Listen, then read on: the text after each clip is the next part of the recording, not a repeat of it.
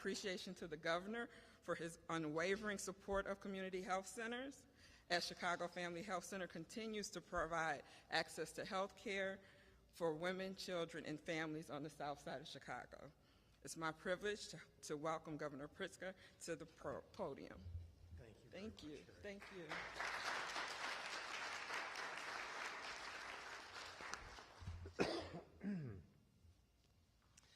Well, good morning to everyone, and thank you so much to Sherry Pace and to her staff for all the amazing work that they do here. It's really an honor to be here at Chicago Family Health Center, and honestly, so many people are served here.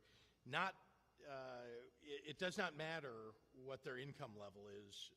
You can get health care right here at the Chicago Family Health Center, and it's important for our communities to have community health available to everyone. I think health care should be a right and not a privilege. I think it should be available to everyone, and we're trying very hard to expand it to everyone in the state of Illinois. I've said it before, and I'll say it again, abortion is health care. In Illinois, we trust women to make their own decisions about their bodies. And since the Supreme Court overturned Roe v. Wade, our reproductive health providers have been working overtime to ensure that every patient has access to the reproductive care that they're entitled to. So starting September 1st, we are increasing Medicaid reimbursement rates for abortion services by 20% to help them cover the costs of providing these vital healthcare services. No matter how terrible other states treat women and their bodily autonomy, as long as I'm governor of Illinois, we will continue to protect and support reproductive health providers and safeguard reproductive freedoms. We're also eliminating bureaucratic billing hurdles for abortion services for those covered by both Medicare and Medicaid so that we can get payments moving to providers sooner. The Illinois Department of Public Health is also expanding our Illinois Family Planning Program with an additional $2 million in grants for providers offering family planning services, bringing the total Title X budget to over $13 million. This additional investment means more Illinoisans will receive quality, accessible family planning services like pregnancy testing, basic fertility services, STD tests, and cancer screenings. Thank you to DHFS and IDPH for their leadership as we navigate a post-Roe nation.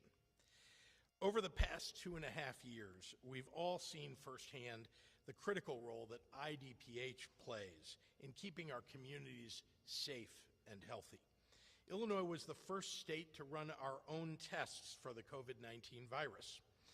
Former Director Dr. Ngozi Ezike was one of the first experts that Congress called upon so that they could learn more about how our COVID response on the ground was going in the early weeks of 2020.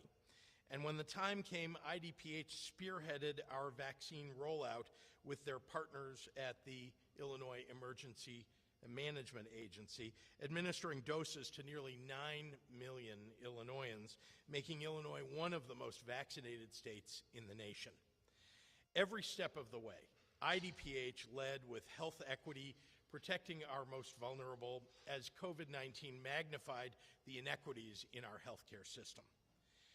Now we're taking that same collaborative and inclusive approach to address the ongoing outbreak of the monkeypox virus in Illinois. And you have to remember that IDPH does so much more than respond to public health emergencies like COVID-19 and monkeypox. The agency encompasses more than 200 programs ranging from reproductive health care to food quality and from dairy farms to shots in arms. The spotlight might not shine on them as much as it did over the last 2 years, but every day the thousands of workers who shape this heroic agency continue their efforts to make Illinois a safer, healthier, and more equitable state to call home. And today I am very proud to introduce to all of you IDPH's next visionary leader, Dr. Samir Vora. Dr. Vora is highly accomplished in every sense of the word. His experience and education transcend sectors and fields, bringing a well-rounded perspective to this agency. As a general pediatrician and an associate professor of pediatrics, public health, medical humanities, and law, Dr. Vora is laser-focused on our most vulnerable populations, especially our youth. And Dr. Vora has been nationally recognized for his dedication to this work. He is well established as a leader in state and national policy formation, currently serving as the president-elect of the Population Health Leaders in Academic Medicine and as the interim chair of the Children's Mental Health Partnership right here in Illinois. He recently completed his term on the Illinois COVID-19 Response Fund Steering Committee, helping to disperse funds to nonprofit organizations throughout the state of Illinois, providing essential resources to our most impacted residents. To say he is a committed public servant would be an understatement. And I truly have absolute confidence in Dr. Vora's ability to continue shaping a stronger IDPH for the 21st century. Speaking of service, for the past few months, Amal Tokars has served as interim director of IDPH for the last 5 months. Throughout the pandemic, she has served as an instrumental member of the agency's senior leadership, as she did before, and she will return to her role as assistant director to continue the important work that she does on public outreach with our regional health officers. I want to thank her for her excellent and dedicated service to our state in this amazingly crucial time. With that, it is my pleasure to introduce Dr. Omar Latif, the President and CEO of Rush University System for Health. Dr. Latif.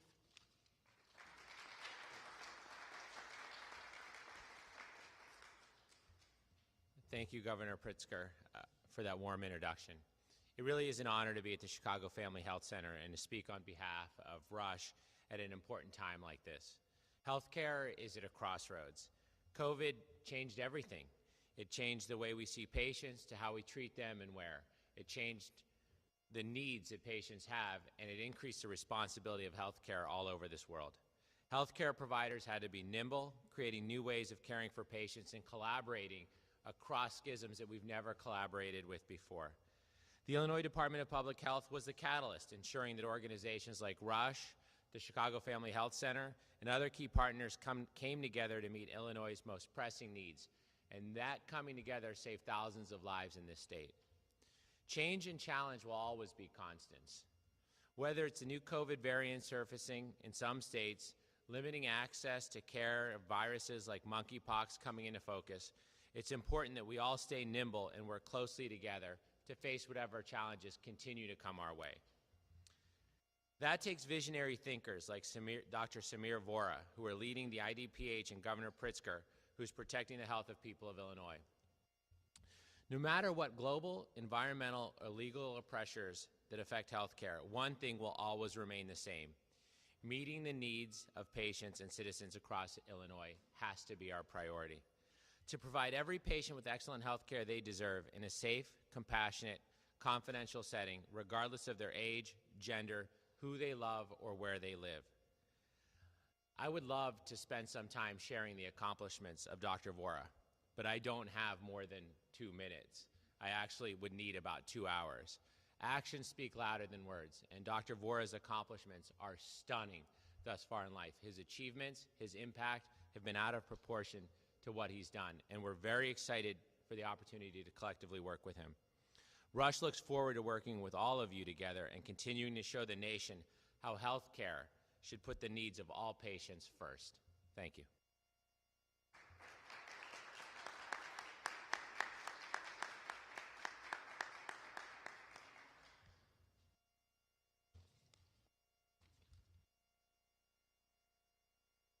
Well, hello, everybody. Thank you, Dr. Latif, and thank you, Governor. And thank you, Ms. Pace. I'm humbled by that introduction and your trust in me to serve the state of Illinois as the 20th Director of the Illinois Department of Public Health. It is my great honor to be here at the Chicago Family Health Center, standing before my family, the providers on the ground serving our community, and the people of Illinois. Illinois has always been my home. Born in Chicago and raised in its suburbs, I have had the wonderful opportunity to study and live all across the land of Lincoln. I started my career on the south side of Chicago, learning to be a pediatrician dedicated to caring for children and families. Those early years at the University of Chicago taught me how much of what affected the health of our families stood beyond the walls of the clinic and hospital. Many of my patients, especially those in the poorest Black and brown communities, simply struggled without the right foundation to be healthy. As a practicing pediatrician, teacher, and later the founding chair of the Department of Population Science and Policy at Southern Illinois University School of Medicine, my focus shifted to better understanding and improving the health of rural communities. Although the challenges of the city that I was born and first practiced never left my mind. Similar to those in the city of Chicago, our Illinois rural residents struggled with the disadvantage and disparity, affected by deserts of services and a disconnection between programs. For me, the role and responsibility of public health starts with one overarching and all-encompassing goal: to prevent and protect the public from disease and injury. Yet we are living in a moment where it is just hard to feel protected. We are 2.5 years since the start of the COVID-19 pandemic, and although we are learning to live with the virus, my heart continues to mourn and grieve for the families of the 34,388 Illinoisans we have lost to this terrible disease.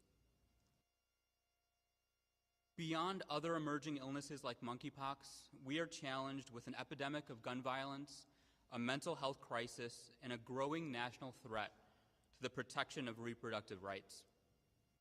It's impossible not to feel the weight of these challenges. But under my leadership, the Department of Public Health will serve the people of Illinois as your resource and as your guide, providing critical information and offering services for individuals and families that will help them lead the healthiest and most productive lives. We are fortunate to live in a great state with strong leadership dedicated to working for all Illinoisans. Governor Pritzker and his administration, along with the dedicated staff, many of whom are joining me today, many of the staff at the Department of Public Health have served our state with great purpose.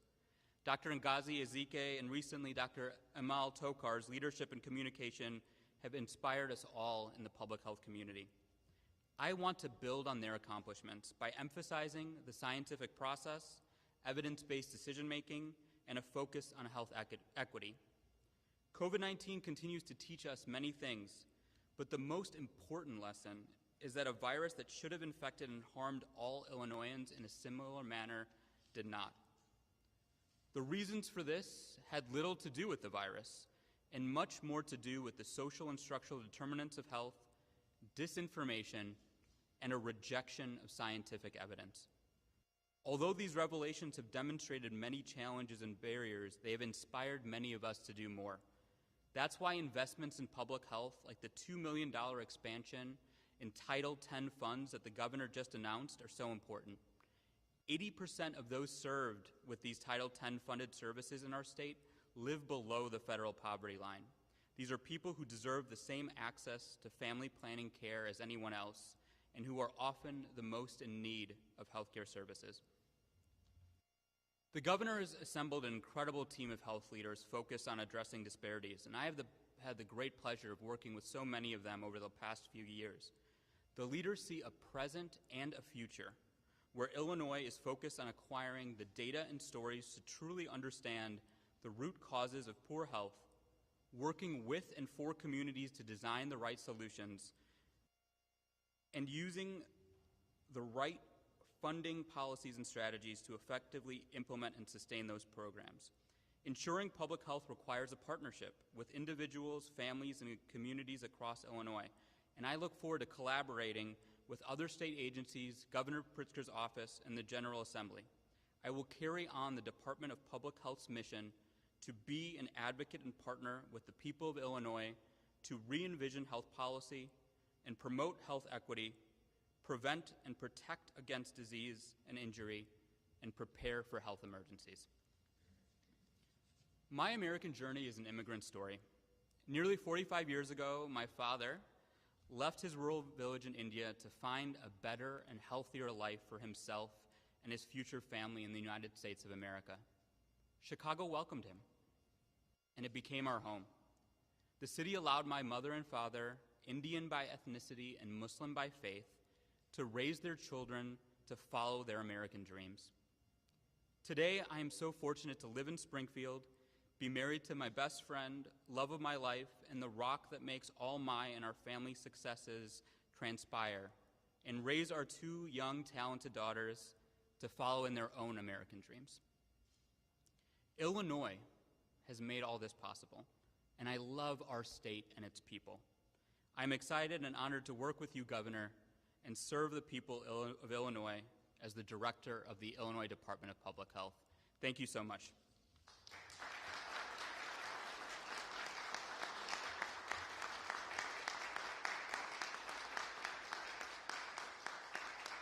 And I will hand it back to the governor to answer questions. Thank you. Well done. Thank you. Happy to, sorry, let me take my mask off here. Happy to take any questions from members of the media. Could we hear from both of you? Any updates on monkeypox? Where does Illinois stand? What about the vaccine? What's the very latest? All right, we're going to put Dr. Vora right on the spot the first day. Dr. Vora. Well, our team at IDPH is really hard at work, and the disaster declaration that was sent through by the governor on Monday really allows IDPH to work with other agencies to really make government processes efficient to prevent the increasing spread of monkeypox virus. Now, the disaster declaration, we know that at the moment, monkeypox is still low risk to the general population. But